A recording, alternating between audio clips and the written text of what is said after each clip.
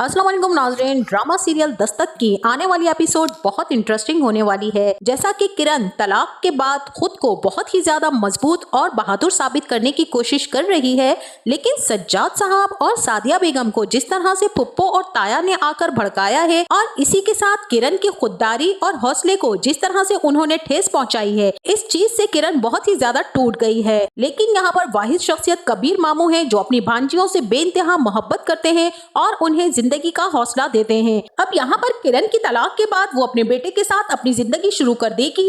वो शानी के साथ बहुत ही ज्यादा खुश होगी क्योंकि किरण को तो कभी भी सैफ से प्यार मिला नहीं, इसलिए उसने अपनी जिंदगी का मकसद अपने बेटे शानी को बना लिया। अब किरण अपने वालिद से इजाजत लेगी कि मैं नौकरी करना चाहती हूँ और मैं अपना और शानी का बोझ आप पर नहीं डालना चाहूंगी। पहले तो किरण के वालिद सज्जाद साहब साफ इंकार कर देंगे कि मेरे घर में कोई भी औरत नौकरी नहीं करेगी, लेकिन फिर किरण अपनी माँ को कहेगी कि अगर मैं घर से बाहर निकलूंगी तो मेरा दिमाग भी फ्रेश हो जाएगा और मैं मुसलसल सैफ के बारे में नहीं सोचूंगी, आप प्लीज अब्बू को मनाएं। और वहीं दूसरी तरफ किरण कबीर मामू को भी यही कहती है कि कबीर मामू आप प्लीज मेरे अब्बू को मनाएं और उन्हें इस बात के लिए कायल करें कि मैं जॉब करना चाहती हूँ। आखिरकार यहाँ पर सज्जाद साहब किरण की नौकरी के लिए मान जाएंगे और वक्त गुजरने के साथ साथ किरण का बेटा भी बड़ा हो जाएगा और किरण भी अच्छी नौकरी पर लग जाएगी। सैफ जो कि अपने बेटे और बीवी को छोड़कर जा चुका है, अब उसे अपने बेटे की बहुत ही ज्यादा याद आ रही होगी क्योंकि फरियाल तो अभी तक मां नहीं बन सकी और बार बार डॉक्टर्स के पास चेकअप करवाने के बावजूद भी फरियाल मां बनने के काबिल नहीं है।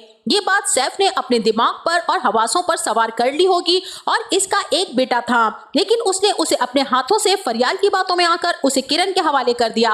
अब वो फैसला करेगा कि शानी के बगैर वो नहीं रह सकता और वो अपने बेटे को अपने पास बुला लेगा। सैफ जब किरण के घर आएगा तो किरण के माँ बाप सैफ को कहेंगे कि अब तुम यहाँ पर क्या लेने आए हो, तुम्हारा इस घर से कोई रिश्ता कोई ताल्लुक नहीं है। सैफ कहेगा कि मैं अपने बेटे से मिलने आया हूँ। किरण के माँ बाप उसे शानी से मिलने नहीं देंगे, लेकिन यहाँ पर किरण कहेगी कि अम्मी अब्बू वो उसका बाप है और मैं नहीं चाहती कि शानी अपने बाप के बगैर परवरिश पाए, आप शानी को सैफ से मिलने दीजिए। जब शानी और सैफ एक दूसरे से मिलेंगे तो वो दोनों एक दूसरे के साथ बहुत ही खुश नजर आएंगे।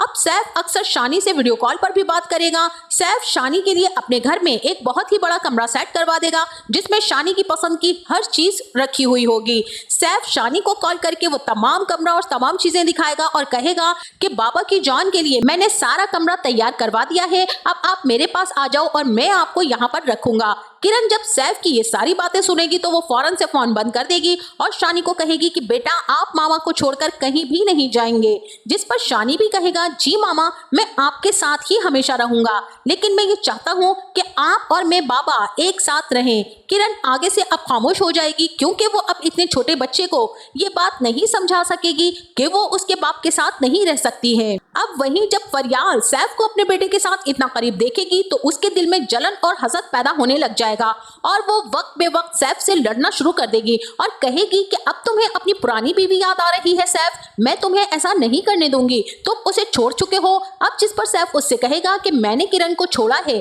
अपने बेटे शानी को नहीं, मैं उससे जरूर मिलूंगा और मैं उसका बाप हूँ, उससे मिलने से मुझे किरण तो क्या तुम भी नहीं रोक सकोगी। फरियाल ये सारी बातें सुनकर हक्का बक्का रह जाएगी कि सैफ अपने बेटे से इतना ज्यादा अटैच हो चुका है कि अब वो मेरा ध्यान तक नहीं रखता और ना ही मेरी किसी बात को सुनता है और ना ही मानता है। अब यहाँ पर फरियाल को भी समझ आ जाएगी कि उसने एक हंसते बसते घर को तबाह किया है और अब अल्लाह ताला ने उसको इतनी बड़ी सजा दी है कि उसका अपना बच्चा नहीं हो रहा है और अब वो कभी भी मां नहीं बन सकेगी। तो नाज़रीन आपका इस ड्रामे के बारे में क्या ख्याल है? क्या फरियाल को इससे ज्यादा मजीद अपने किए की सजा मिलनी चाहिए और किस तरह की इसकी सजा होनी चाहिए? हमें कमेंट बॉक्स में अपनी राय का इजहार जरूर कीजिएगा। जाते जाते वीडियो को लाइक और चैनल को सब्सक्राइब करना ना भूलिएगा। अपना बहुत सारा ख्याल रखिएगा। मिलते हैं नेक्स्ट वीडियो में, तब तक के लिए अल्लाह हाफिज।